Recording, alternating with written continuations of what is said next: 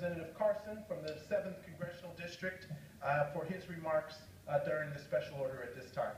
Thank you to my dear colleague from Nevada, Congressman Horsford, also to my colleague from Brooklyn, Representative Horsford, also Chairwoman Marcia Fudge of the CBC.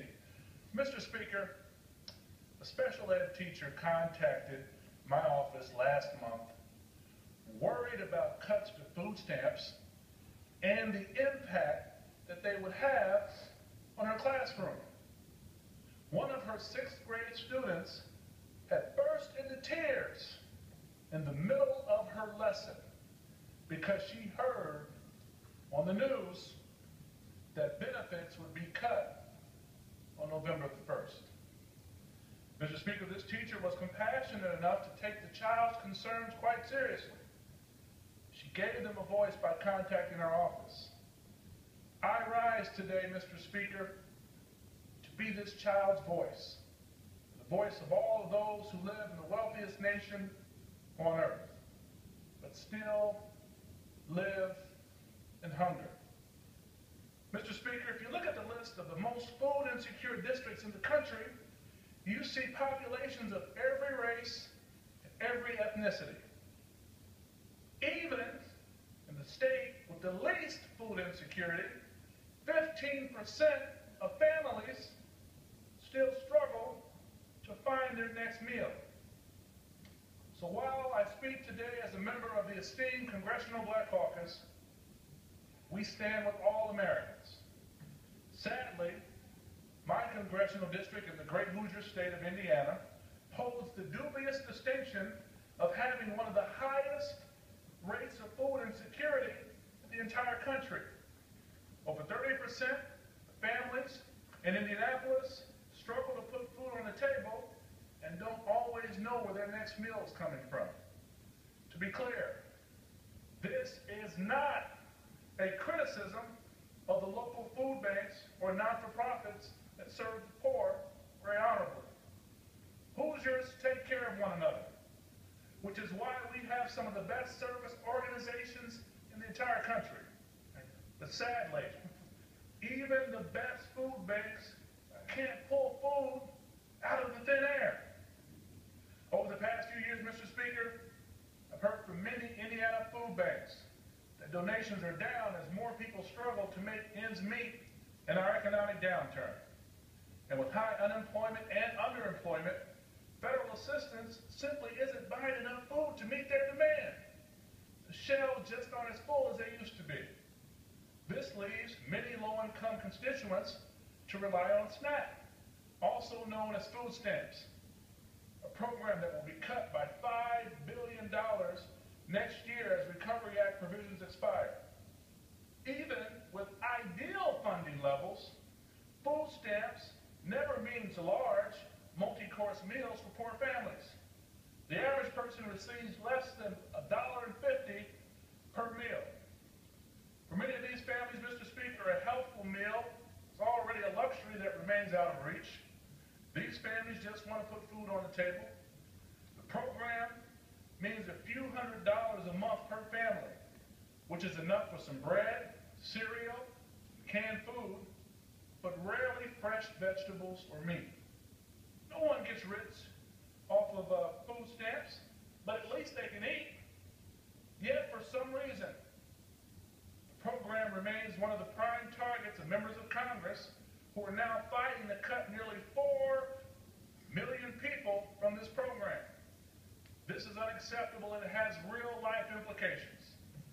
Fortunately, in our district, 7th Congressional District of Indiana, we have the Indy Hunger Network, Butler University Center for Urban Ecology, the Indiana Healthy Weight Initiative, Indiana's Family and Social Services Administration, FSSA, and the Indy Food Council. They're working with our local farmers markets to encourage people receiving assistance to reinvest in our local community and economy by matching the SNAP dollars spent on fresh fruits and vegetables. These types of partnerships are not supported when we decide to cut benefits and eligibility. We must invest in these types of creative initiatives, programs,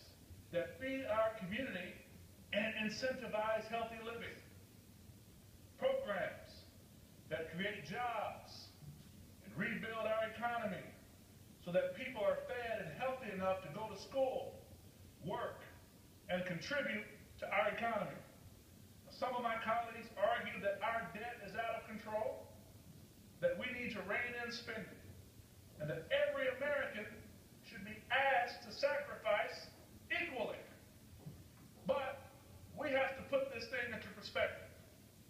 If you're a person who makes millions of dollars every year, you might lose hundreds, thousands of dollars, maybe. If you own a business, you might decide to invest a little less. By contrast, if you make a minimum wage and live under the poverty line year after year, what might you lose? Monetarily, very little. $50 here, $100 there. Small impact on our debt. But that small amount, that few dollars here and there, equates to food on the table. When looking for so-called equitable treatment, no one is ever asking a wealthy person to go hungry. But that is exactly what some of my Republican colleagues are doing with their proposal to cut $39 billion to SNAP. They are suggesting that some Americans, like those in poor neighborhoods in Indianapolis, simply don't deserve to eat because it's too expensive. Other Republicans argue that SNAP is only meant as a temporary stopgap. For most people, Mr. Speaker, poverty isn't a temporary stop on the way to prosperity. It's a family. If a family is fortunate enough to pull itself out of poverty, it can take many years, maybe even a decade. Unfortunately, our recession pushed many families in the wrong direction, costing jobs, incomes, and homes, also moving people deeper into poverty. This means more children who go to school on an empty stomach, means more aging seniors already on a fixed income who are forced to choose between buying groceries and medication. It means more poverty, not less. In fact, between 2007 and 2012, during the height of the Great Recession, the number of food stamp users rose 77% because more people needed them. I'm standing here with my brilliant and esteemed colleagues, Representative Horsford, Representative Jeffries, and the Congressional Black Caucus, because our districts are some of the hardest hit. But this isn't a black issue, Mr. Speaker. This is a nationwide problem that impacts every color and ethnicity in every city, county, and town. And yet, some of our colleagues in this House were willing to ignore millions of their constituents who are struggling to eat just to pass a bill to cut SNAP by $37 billion. We should be increasing SNAP funding, not decreasing it. We should learn the lessons of European austerity measures. We should be debating an extension of expiring provisions to avoid benefit reductions next year.